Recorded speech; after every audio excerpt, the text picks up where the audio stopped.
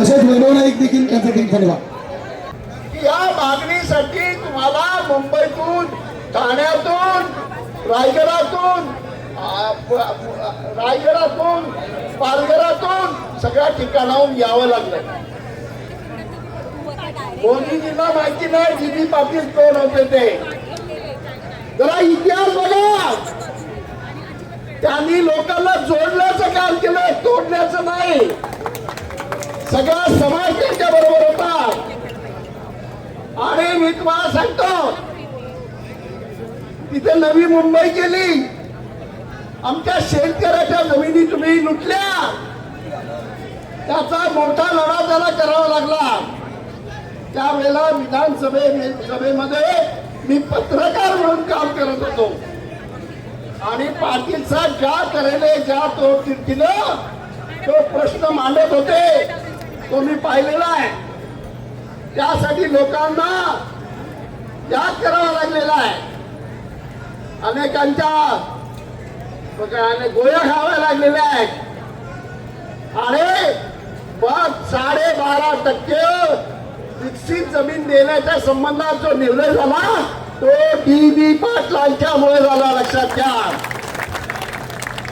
आम्ही हे विसरू शकत नाही, विसरण्याचा प्रश्नच नाही, पण सरकारला जाणीव करून देणं जरुरी आहे।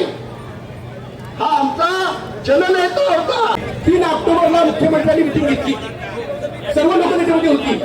सांगितलं 2 महिन्यामध्ये मी नावाची प्रक्रिया पूर्ण करतो, फक्त 2 महिने मला द्या। 3 ऑक्टोबर 2025 आम्ही सगळे मिटिंगला होतो। आज 10 महिने होऊन गेले।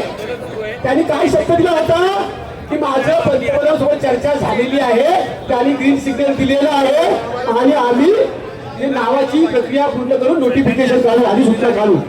आज सगळ्याची अधिसूचना निघाली नाही। इथे राहणारा आगरी, कोली, कुणबी, कराठी, जैन, मराठा आणि इतर स्थानिक मुस्लिम असेल, आदिवासी असतील, या लोकांचे ज्यांनी भलं केलं अशा दिवा पाटलांसाठी आलेलो आहे।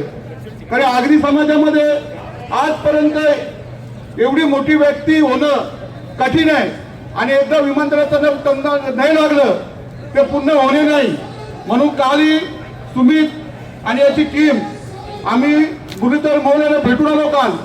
त्यांनी पण आम्हाला वचन दिलेलं आहे, दाखवलं तरी आम्हाला का फक्त पीओमेकडे एकच नाव गेलेलं आहे।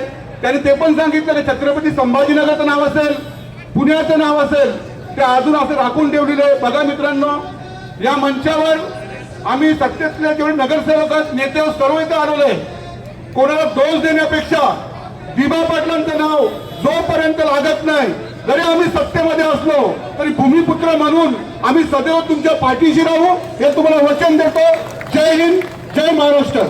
आज हम दिल्ली के जंतर मंतर में पंजाब से हमारी एक टीम पहुंची है। हमारे जो दिवा पाटिल साहब हैं उनके साथ जो अन्याय हो रहा है उसका समर्थन करने के लिए हमें पंजाब से भी यहाँ पहुँचना पड़ा। और हमारी जितनी भी पंजाब में स्टेटें हैं, सभी स्टेटों से हमारे साथी, हमारे आगरी समाज के लोग, हमारे ये लोग यहाँ पहुँचे हैं। लवनकार समाज पूरे देश में बहुत बड़ी गिनती में है।